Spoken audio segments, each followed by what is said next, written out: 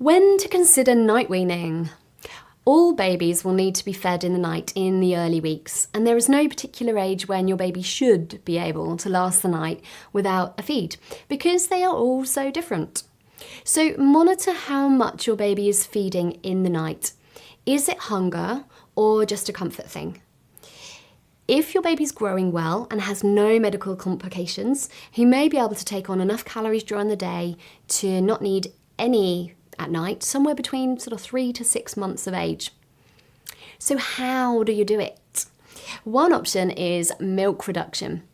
So breastfeeding mothers cut down the length of time the baby is on each breast by about 5 minutes every few nights. Once you're down to just 5 minutes of feeding, cut it out altogether as it's no longer required. Be sure to unlatch your baby when she finishes feeding heartily, even if this is sooner than the allotted time, and try to put her back down semi-awake. Formula-fed babies will have a reduced amount of milk in their bottle every few nights until you're down to just 2 ounces, then stop night feeds. Another option is two-step drop. After just 1 feed at night for 3 nights, then stop night feeding on night 4. Choose a suitable time for the feed, such as the first time she wakes after 3 a.m, and stick to this rule, using alternative soothing techniques to tend to your baby for any other night wakings. After 3 nights of just feeding your baby 1 time in the night, on night 4 offer alternative comfort rather than a feed. So how about dream feeding?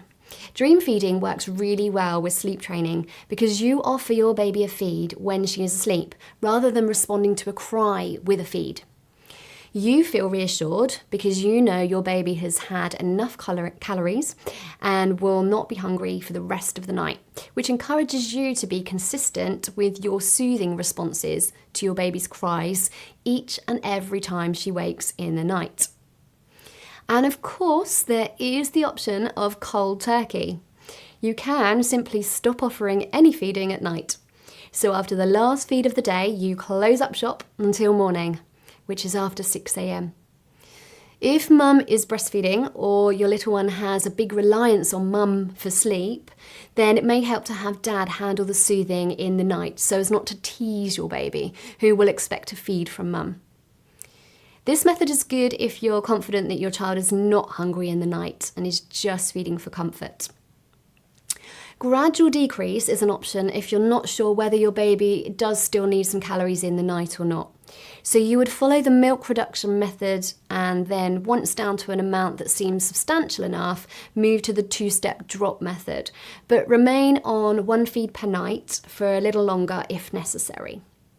Doing it this way is more gradual, and this enables you to reduce rather than completely drop night feeding for the time being.